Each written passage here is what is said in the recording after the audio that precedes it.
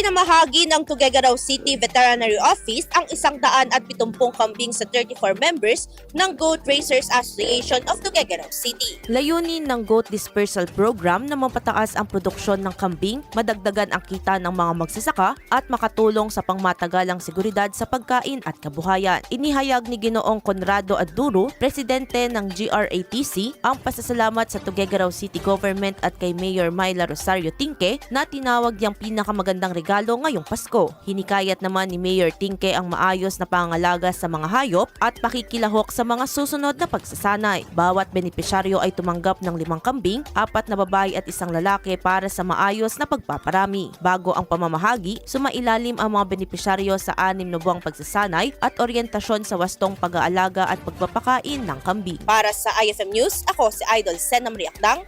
Idol! IFM News.